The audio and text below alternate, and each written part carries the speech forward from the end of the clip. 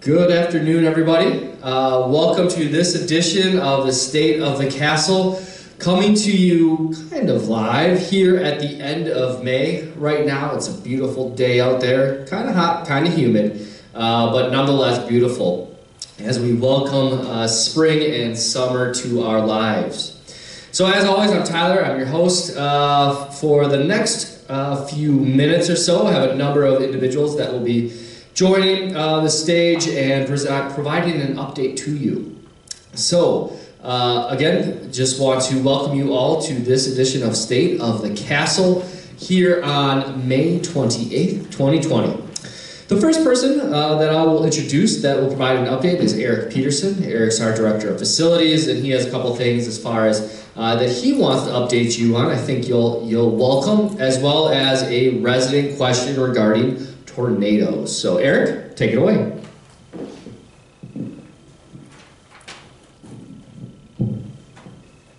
Thank you, Tyler. Afternoon, everyone. The three items I'm going to go over today, one is about our, well, I'll just jump right into it. The first one is the resident question regarding tornadoes and drilling for those and maybe what we should be doing. It is a very good idea to review those right now. It is fairly simple. It's much like our other emergencies. The best thing we can actually do is have you stay in place and defend in place. So for your homes, you'd want to stay in your home and you'd want to draw your blinds and or curtains, and you'd want to head to your bathroom. And the reason for that is we're not so much concerned about what a tornado would do if it hit the building. It's more so the high winds and broken glass. So staying away from the broken glass is the most important part, and then being able to stay near a radio as far as any other updates as far as emergencies are concerned. So staying in your home, drawing your curtains and blinds, and heading into your bathrooms would be the safest way to protect yourself. The next item I want to talk about is our garage cleaning. So this has been much talked about, and we do finally have a schedule. So a memo has been drafted. It'll be dispersed sometime this week. You'll be able to see your exact information, but we will be cleaning each of the garages in 3 separate phases. So the first phase will be water tower garage. That'll be June 3rd and June 4th. Next will be the contemporary section of the underground garage, June 10th and June 11th. And then Bradford Terrace will be the final one, and that'll be June 17th and June 18th. Now we've done that for 2 days because it's not just cleaning. We have to do a fair amount of maintenance involved in that as well. I think it's been much asked about to get the lines restriped on the ground, get the numbers cleaned up, just get some painting and maintenance done with those areas as well. So we'll be doing quite a bit. So your memo will detail those dates, times, and services. And if you have questions or concerns, please give me a call. But the most of it's going to be is those 2 days. You just want to be parking on the Bradford Terrace surface lot and leave the garage open for us to clean. All right. Moving on to the next one is your contemporary residence. Your decks and railings are due for some capital maintenance. So you won't get the memo for probably another couple weeks here, but it's a 2-part process. So probably the first week of August, we're going to be looking at cleaning up the decks and the railings. So the decks are going to need to be cleaned, so we'll have those pressure washed.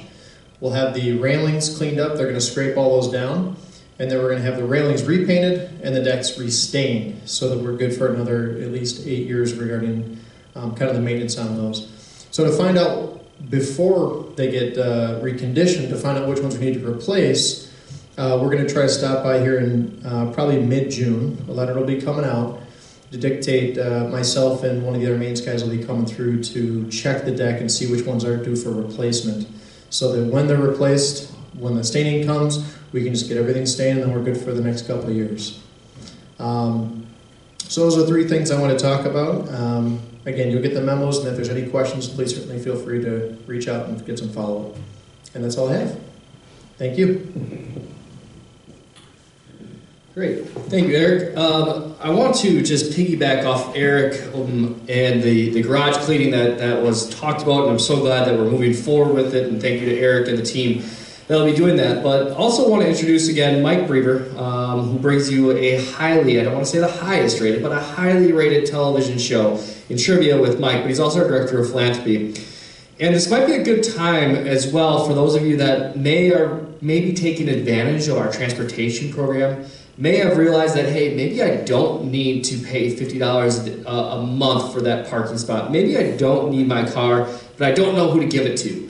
And so Mike has a solution that he's mentioned before in a couple letters, but want to just bring it up again, and then it's a simple call to Mike. So I'm going to introduce Mike Brever just to give you a quick update on that, as well as anything else philanthropy related. Mike.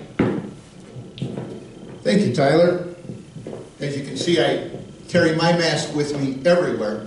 As Tyler just explained, we do have a wonderful opportunity for those of you that have moved into East Castle Place, or maybe you've been here for many years and you realize that we actually provide for virtually all of your transportation needs. Whether you need something to be picked up, or whether you need to go somewhere, or whether you need to be picked up from somewhere, our own transportation here at East Castle Place takes care of that for you.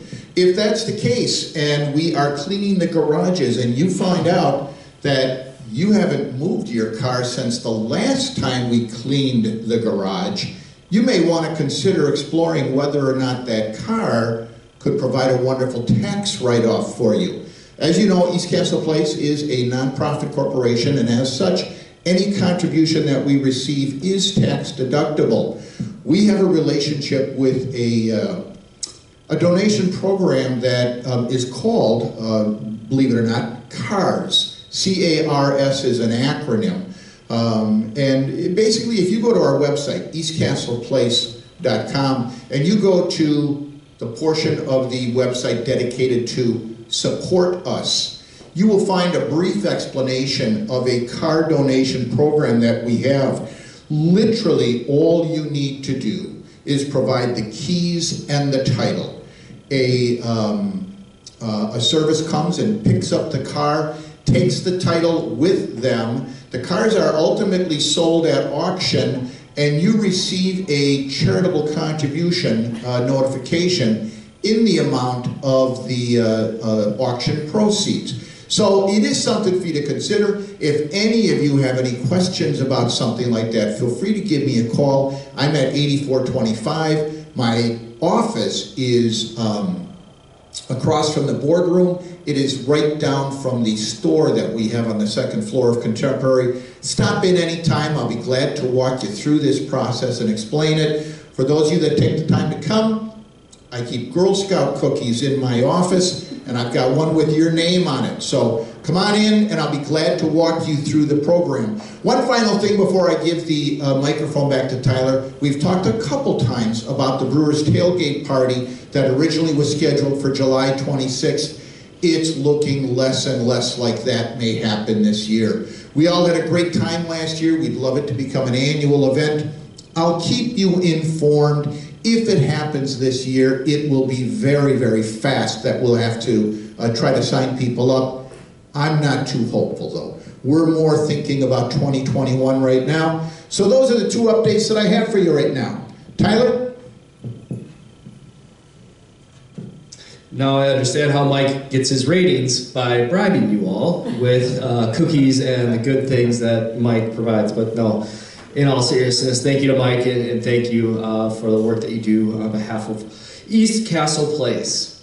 The next item up is actually for Carlos, and there was one question for Carlos, and Carlos is actually helping out in the kitchen, was not able to be available for this taping. So it was one question, and it had to do with styrofoam containers, and the question was, does the kitchen put them in the microwave, and is it okay for us to put them in the microwave? And on good terms, on behalf of Carlos Matos, our Director of Hospitality, those styrofoam containers are not used or heated up in the kitchen. They are not to be put in your microwave and are not put in ours. They are purely just for transportation of the food. As well as he wanted to mention those green containers, the recycling containers. I'll just put a plug in for him. If you have some of those in your home and you're looking to maybe get rid of those, put them back in your bag, we will reuse them. Again, our supply is at least cut in half, if not 3/4. And I know they're great containers for storing food, but again, it helps us all if we're able to have those containers. But those containers are also not microwave safe. I mean, they can be heated up. Just preferably you put them in a glass container, another container that's a little bit more microwave safe. So again, that was the one item from the hospitality department. Again, on behalf of Carlos, I do not look anything like Carlos. However, he is wearing a suit and also does look pretty darn good. So that's the best I can do on behalf of Carlos Matos. If there's any other hospitality related questions, feel free to let Carlos, Mary, or Steph in the kitchen know. They'll be happy to assist you in those endeavors. The next individual that I have the pleasure of introducing is our long-term care administrator, Lindsay V. Gooch. She's the administrator for our 4th and 5th floor health center residents, as well as our assisted living and memory support. So Lindsay is going to give us an update on how COVID-19 is going as far as resident staff testing in her areas, as well as anything else related to assisted living healthcare. Lindsay? Thank you, Tyler. All right, good afternoon, East Castle Place residents. From our COVID-19 update, specifically for resident and staff testing, we have received about 200 tests for COVID-19 through Exact Sciences, which is a laboratory company out of Madison, Wisconsin. So the state of Wisconsin partnered with Exact Sciences in coordination with the governor's order to test all long-term care facilities for COVID-19 and their employees. So as of today, we this week are starting to test every resident within our health center. Test result time usually comes back within 48 to 72 hours of these tests.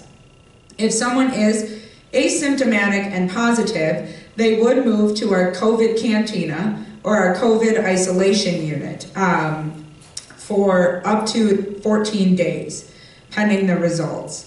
As of this hour and time on May 26th, we do not have any positive residents or staff members with COVID-19.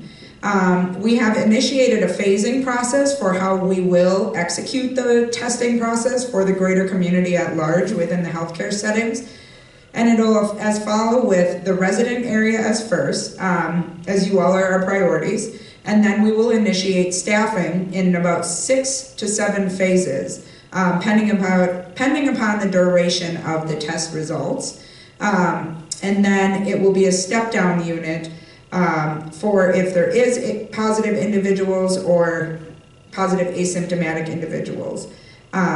So this has started this afternoon, so we're hopeful to hear back by Thursday or Friday with test results. And more information will be in the weekly updates that Tyler sends out, as well as needed, because we are here to be as transparent as possible during this time.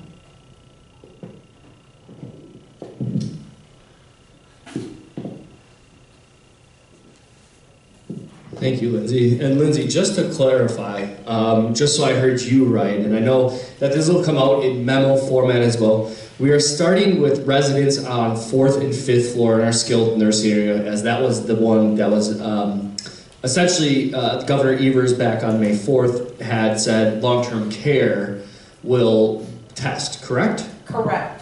So to clarify that, thank you, Tyler. So we will be starting to give you the full overview of our testing process. We will be starting on the 4th and 5th floor of Bradford Terrace, and then initiate the 4th and 5th floor health center staff, as that is a part of the governor's order. And then we will initiate the 3rd floor, CBRF Memory Support Neighborhood, and then incorporate the CBRF staff, and then venture over to Water Tower, and offer testing to those individual residents, and then offer Water Tower staff to be tested, and then open it up to independent living in the greater community at large. And we will have specific testing areas, whether that be inside in an isolated area pending weather, or perhaps an outdoor tent. We are looking in different ways of how to best execute this with our medical director, our contact Carol at the health department for Milwaukee County, as well as Life Care Services at this time.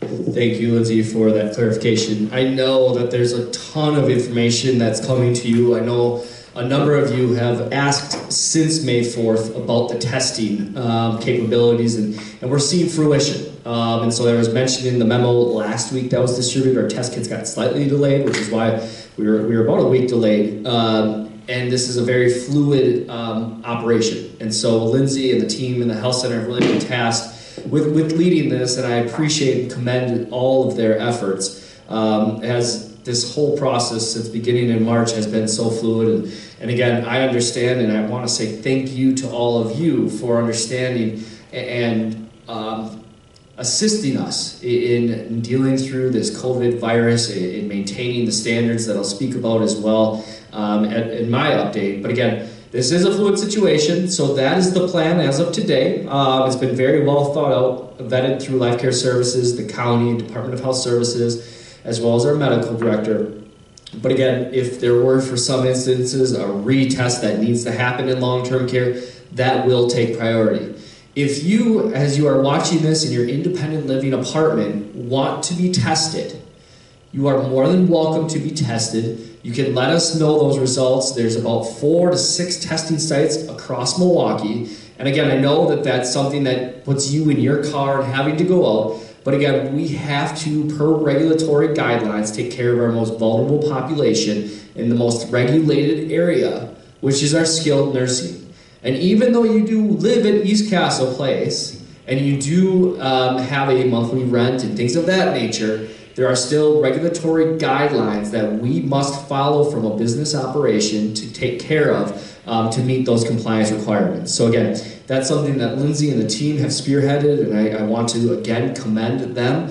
And again, if there's any questions in regards to testing, COVID-19 related protocols, please feel free to contact myself, Lindsay Vigoot, Ashley Drummond, our Director of Nursing, and Roxanne Farr, who's our infection preventionist, as we're working through all of this, and then obviously communicating that to the director team. All right, now with all that information to you, again, a lot of this will be out in written form, so do not, fret. Again, look towards those memos that are always distributed on Thursday.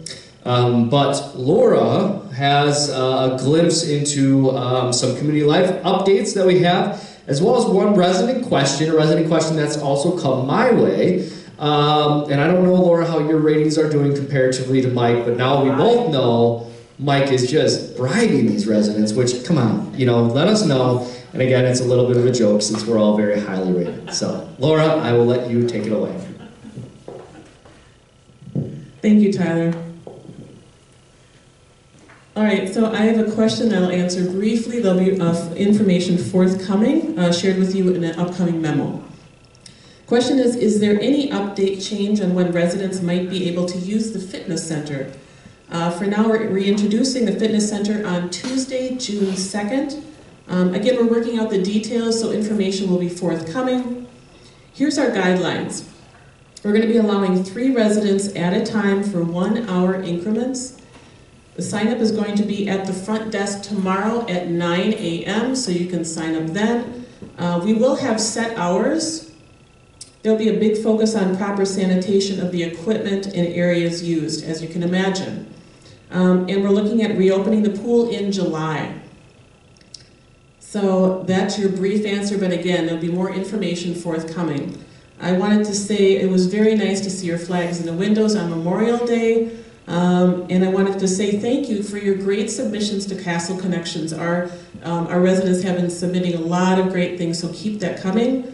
And a thank you to our writers group for new programming on channel 955, our ECTV channel.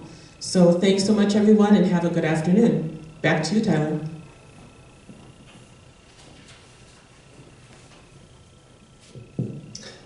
Thank you, Laura, and thank you to all the wonderful work that your team has done over the course of the last months and continued success as far as activities. Again, Thank you to the residents that have submitted all those great articles. I've enjoyed them. I know there's a number of board members that have enjoyed them as well.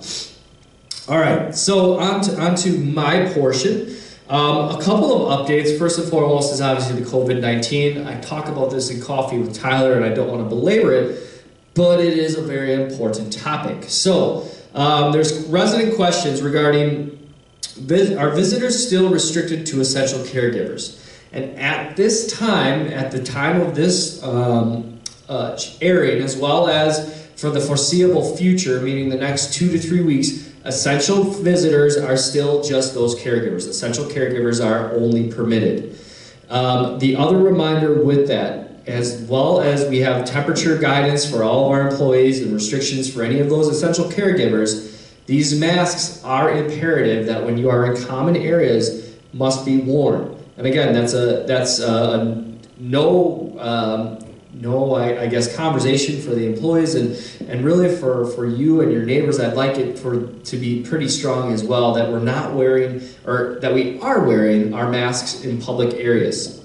So to get back to the question, are visitors still restricted to essential caregivers? Yes, that is the case, and we are working on a total phase in. However, like I've mentioned in the memo, in my Coffee with Tyler, it's going to be very, very strategic.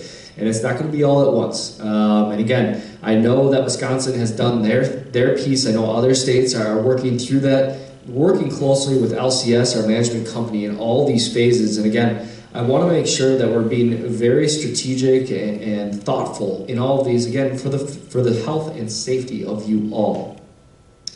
So then a secondary of that is, when will you feel comfortable with your residents getting a haircut or manicure on Downer Avenue? So, I am currently in discussion with PS Salon. PS Salon is our salon operator here on site. I am working with them actively to allow for PS Salon to open their doors June 2nd by appointment only, and only one salon. And again, many of you have mentioned, when can I get my haircut? When can I go and get my haircut? Again, I'm going to tell you I'm going to discourage you to do that. I'd rather you work within the salon that we have available to you, because that's a safety and sanitary protocol. You're also in your own community. The commute's a lot shorter as well. And so I've worked with PS Salon, and I had discussions with them today. They've taken proper COVID-19 beauty and barber sanitation, essentially courses, and are confident in their sanitation process. Essentially, each resident is one resident is going to be in that salon at one time. It'll be by appointment only. And so, again, more information will follow on that. Look to your memo. But much like Laura's previous statement about that June 2nd, that's kind of the first step of what will look like to kind of relax some of these restrictions that we've had in place. And again, I know that there's there's thought out there of we can't reopen, we can't lessen these restrictions. We've been so diligent in that. There's others that are saying, Tyler, why aren't we opening everything so far? And then the majority are falling somewhere in between. And so, again, in working with LCS and working with the county and working with other communities around Milwaukee, we feel strategically and thoughtfully that we're able to relax some of these standards with proper guidelines, proper spacing, etc., etc. So 4 items will essentially, or 2 items will kind of reopen or I guess we'll relax restrictions. One is the fitness center, as Laura mentioned, and the second is the salon. And again, it's going to be the salon that's up by Mike Brever's office, next to the residence store. And so that piece is what we're anticipating to be open June 2nd. Again, we still have to work through the details on that, but hopefully by the time you're watching this, you have a memo that you're in receipt of, and you can give a call on how to make those appointments. So again, I know I kind of went away from the question about how comfortable am I to go to Downer Avenue, which again, I'm going to continue to discourage, because I want to make sure that we're utilizing the community resources that we have, as well as those are community resources that's one individual, that's one person that I can maintain. As soon as you walk out the doors and have those interactions outside of East Castle Place, the risk obviously grows. And so that's something that I just want to do the best that I can for the community at large, and that's maintaining one salon in-house. The last question is, what is the timeline for resident handbooks for Bradford Terrace? Great question. I apologize for the Bradford Terrace residents and Water Tower residents, our independent living rental residents that are awaiting those handbooks. You should have those in your hand as you are watching this. Maureen went out to the printers today, finalized those and delivered them, and those should be at your doorstep. So if you don't have them, let me know, and we'll make sure you have a copy. So that concludes the questions for this State of the Castle meeting. Again, I want to re-emphasize what Lindsay mentioned earlier in the program. As of today, we have no residents or staff members that have tested positive for COVID-19. Now, testing is obviously happening this week. The more tests, the more likely for results. Well, that's not necessarily a bad thing. We want to know. It's the information that will drive decisions. And so, again, information is knowledge, is the adult saying. And so once we have that information, once we get those results, hopefully, again, we continue to be negative from the COVID-19 testing. That is our ultimate goal. But if we do have a resident or staff member through this process, through the next however many weeks, test positive, again, like Lindsay said, we'll be transparent with you. But moreover, we want it not to be oh my goodness, or this is terrible. It is terrible, and we're going to work through that as we have previously. But again, we also need to start seeing what that might look like, since I don't believe, and nor do I think you want me to believe, that for the next 2 years or so, until a vaccine happens or anything of that nature, before we start truly, opening things back up. So again, all of this is being done in a very strategic and thoughtful manner. It's not necessarily only a decision I'm making. I have the board of directors that's also providing guidance. I also have LCS that is giving approval, and there's multiple eyes on a program. So again, I don't want you to think that it's just Tyler that's making all these decisions, although it is ultimately the decision that the board has given to me to make.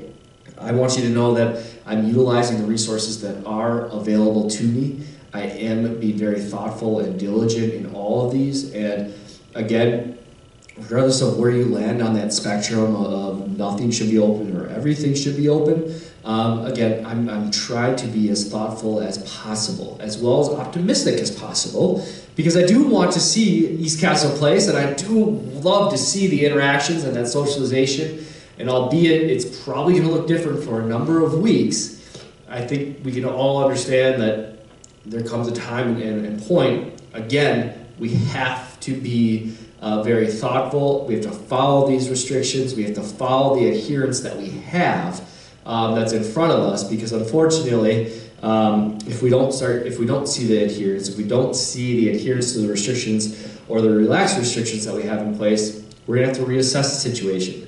Like the testing, like everything that's been so fluid over the last 2 months. This is going to remain a very fluid situation, and so we're going to start that process. If there's questions, if there's concerns throughout that, please don't hesitate to let me know. That's what I'm here for. And again, June 2nd right now is the target date. It is next Tuesday. So again, that does not affect the essential or the visitor guidelines that are in place. It does not affect the essential caregiver, that's the only person that's allowed. And again, those questions that come up, please do let me know. All right, directors, did I miss anything else? I'm seeing no. All I'm seeing are standing ovations from this highly touted segment by Tyler. So I guess with that, I want to wish you all a wonderful, wonderful rest of your afternoon. I do hope the sun is shining like it is today. I did see that we did have our gardeners out in the beautiful garden earlier this week, so awesome. Glad to see that. It's looking beautiful, and I can't wait to see what it looks like in July. So with that, I wish everybody a very healthy and fantastic Thursday afternoon. And again, as always, if there's questions or concerns, you know how to get hold of me. All right, stay well out there.